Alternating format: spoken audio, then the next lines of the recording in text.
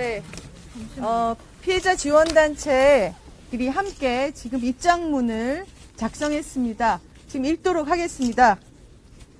일본군 위안부 문제의 새로운 지평을 연 역사적인 승소를 환영한다.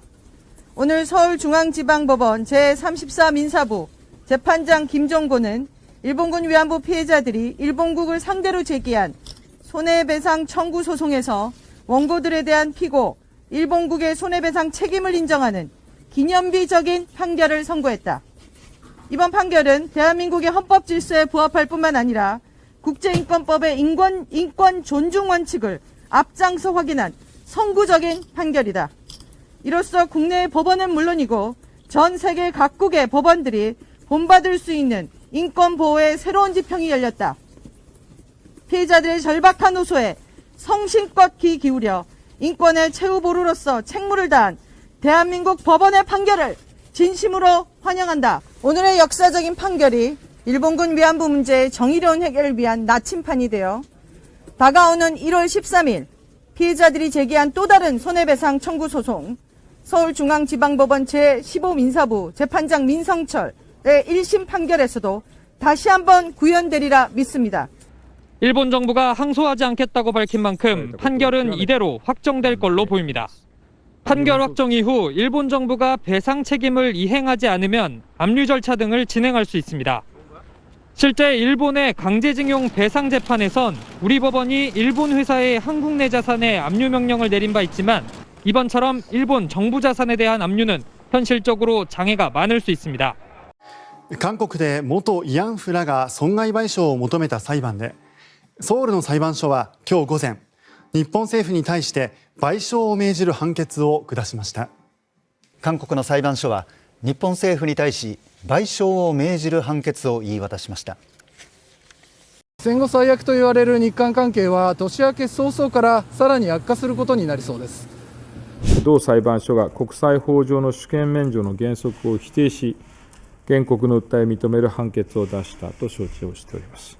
我が国としては、国際法上の主権免除の原則から、日本国政府が韓国の裁判権に服することは認められず、本件訴訟は却下されなければならないとの立場で、累次にわたり表明をしてきたところであります。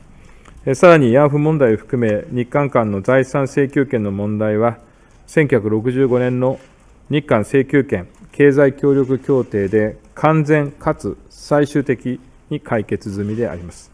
また慰安婦問題については、2015年の日韓合意において、最終的かつ不可逆的な解決が日韓両政府の間で確認もされているわけであります。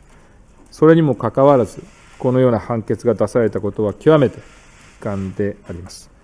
日本政府として断じて受け入れることはできない旨、先ほど秋葉外務次官から南無元平在京韓国大使に対して極めて強く抗議をしたところであります。韓国が国家として国際法違反を是正するために適切な措置を講ずることを強く求めていきたいと思います。また、1月13日に判決が予定されている累次の元慰安婦による訴訟においても、国際法上の主権免除の原則から、日本国政府が韓国の裁判権に服することは認められず、本件訴訟は却下されなければならないこと、韓国政府が日韓合意に従って適切な対応を取ることを強く求めてまいります。我が国としては、国際法上の主権免除の原則から、日本国政府が韓国の裁判権に服することは認められないという立場から日本政府が控訴する考えはございません。 스가 요시히데 일본 총리는 한국 법원의 일본군 위안부 피해자 배상 판결에 대해 결코 수용할 수 없다고 밝혔다고 교도통신이 보도했습니다. 보도에 따르면 스가 총리는 오늘 오후 국제법상 주권국가는 타국의 재판권에 복종하지 않는다며 이같이 말했습니다. 그러면서 소송은 기각돼야 한다며 한국 정부의 조기 시정 조치를 요구했습니다. 스가 총리는 위안부 문제에 대해서도 1965년 한일 청구권 협정으로 완전하고 최종적으로 해결됐다고 강조했습니다.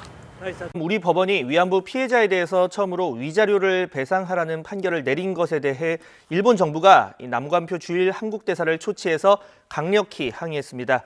오늘 오전 11시 25분 남관표 대사를 초치한 일본 외무성은 이번 위안부 배상 판결은 지난 2015년 위안부 문제가 최종적이고 불가역적으로 해결됐다는 양국 간 합의에 어긋난다는 취지로 항의한 것으로 전해졌습니다.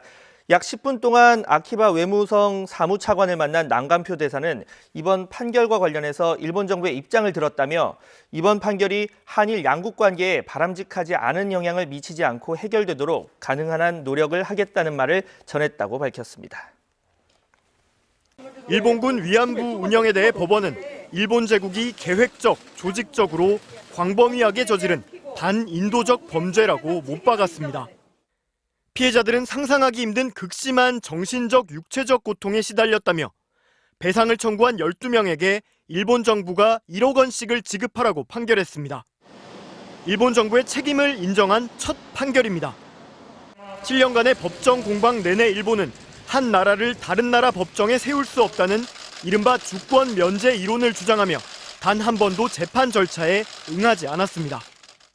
그러나 법원은 주권 면제 이론이 다른 나라의 주권을 존중하기 위한 것이지 심각한 전쟁 범죄나 인권 침해를 저지른 국가가 책임을 회피할 때 쓰라고 만들어진 게 아니라고 엄하게 질책했습니다.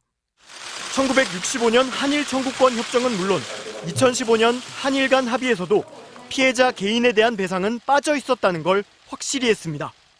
일본군 위안부 피해 할머니들은 그때 전혀 논의조차 되지 않았습니다. 판결 선고해서 배상을 받아야 되는 겁니다.